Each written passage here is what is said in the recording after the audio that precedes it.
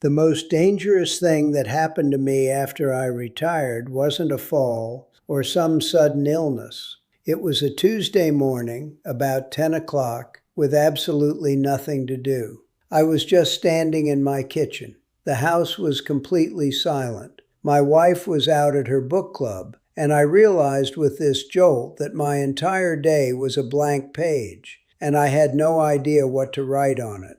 And you have to understand, this was the moment I had dreamed about for 40 years. I had a demanding job, a career where every minute was scheduled. I had a countdown clock on my desk for the last 2 years, ticking down the seconds to this freedom. But in that kitchen, the freedom didn't feel like a gift. It felt like a vast, empty room with no doors. I felt anxious, useless, and more than anything, I felt ashamed. You're supposed to be happy, right? You've won the prize. But all I could think was, is this it? Is this what I waited for? It took me getting sick to understand that I wasn't failing at retirement. I was just discovering, in the worst possible way, the biggest lie we're all told about this time in our lives. That first month, it was pure heaven. I did everything I was told you're supposed to do. I woke up without an alarm. I read the newspaper from the first page to the last, even the sections I didn't care about. I took naps. It was exactly the postcard I'd been sold. But then the second month started, and this little question started to creep in, usually around mid-morning. Now what? I'd be done with breakfast, the newspaper would be read, and I'd just be there. I remember that Tuesday I told you about. My wife was at her book club, so the house was completely, utterly silent. The kind of silence that's so loud it almost hums. And I was just standing in the kitchen, looking out the window, and I realized it was only 10 o'clock in the morning. My entire day, all the way until bedtime, was a perfectly blank page. And for the life of me, I couldn't think of a single thing to write on it. All that freedom I'd craved for 40 years. It didn't feel like a gift anymore. It felt like being locked in a huge, empty room with no windows and no doors.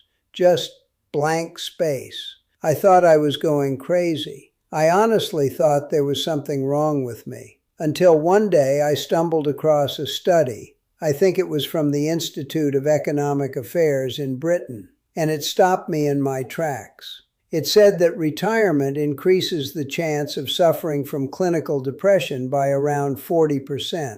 40%. And the reason wasn't money. It was the loss of routine. The loss of just mattering somewhere. So look, if you've ever woken up on a beautiful, sunny, commitment-free morning and felt a sense of dread, a sense of, oh no, not another one, please hear me. You are not failing at retirement. You're not ungrateful. You are having a perfectly normal human reaction to taking away the framework that held your life together for half a century. But this feeling of being adrift, of being lost in all that time, it's more than just a mental challenge. As I was about to find out, it can have very real and very dangerous physical consequences. So there I was, with a diagnosis of too much freedom. It sounds ridiculous, doesn't it? But I felt completely hopeless. That doctor's advice wasn't some magic pill. It was more like a key to a door I didn't even know was there. But opening that door, that was just the beginning of a long and often frustrating journey.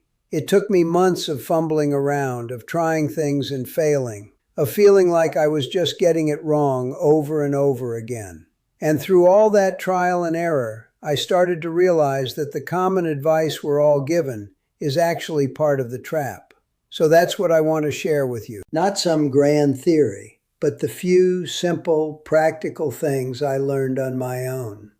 We'll talk about the trap of the grand hobby, and then I'll show you the simple, almost embarrassingly easy framework I built that finally made a difference. It's what took me from feeling useless in my own kitchen to feeling like my days mattered again. So I did what any guy who spent 40 years solving problems would do. I decided to solve this.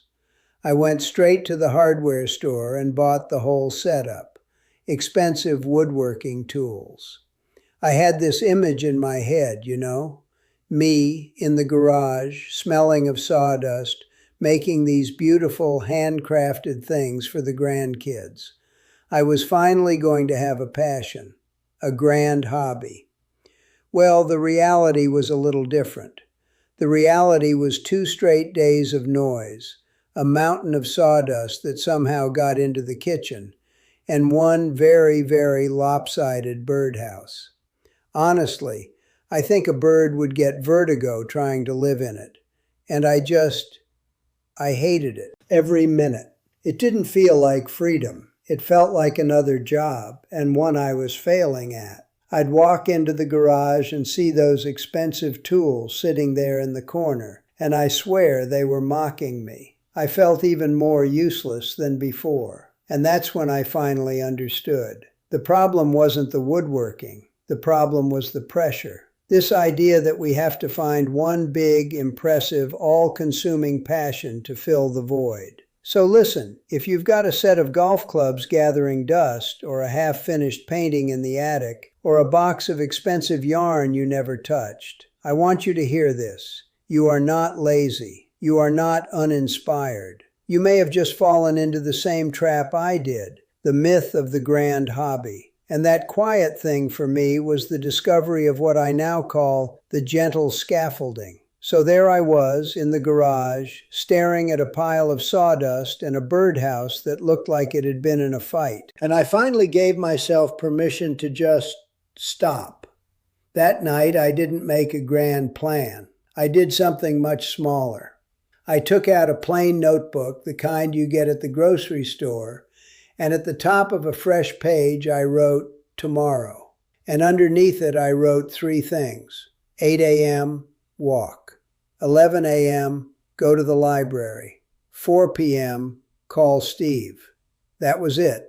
My wife saw it on the kitchen counter the next morning and kind of laughed. She said, "Is that your new job?"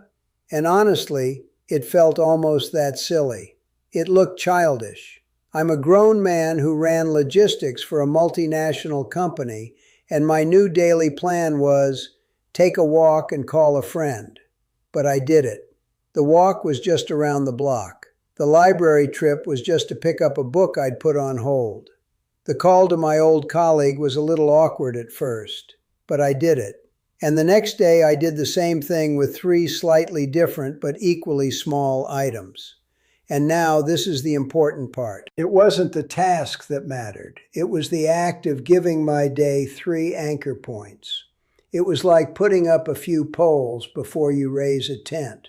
It wasn't a wall. It wasn't a cage.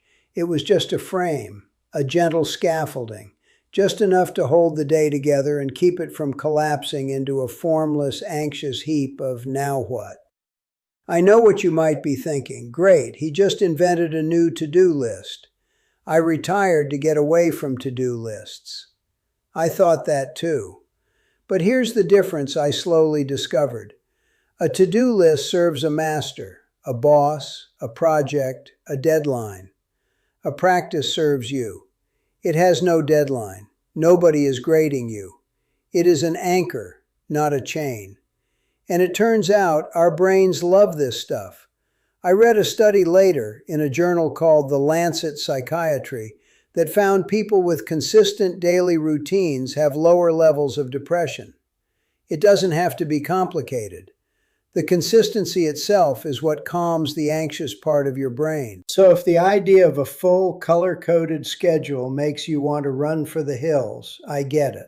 We're talking about 3 small, intentional acts that belong only to you. And once that scaffolding is in place, something remarkable starts to happen. You start to see the difference between an obligation and a practice. About 6 months into this new rhythm, my wife and I got invited on a last-minute weekend trip. A few years ago, I would have just dropped everything and gone. But this time, my first thought was a surprise, even to me. It was, but what about my morning walk? I'm in the middle of this great book from the library on the history of our city, and I didn't feel trapped by it. For the first time, I felt a sense of ownership over it. I realized my walk wasn't a chore on a list, it was my time to think, to notice things. The library project wasn't an assignment, it was a thread of curiosity I was genuinely enjoying pulling on. We went on the trip, of course. And you know what I did?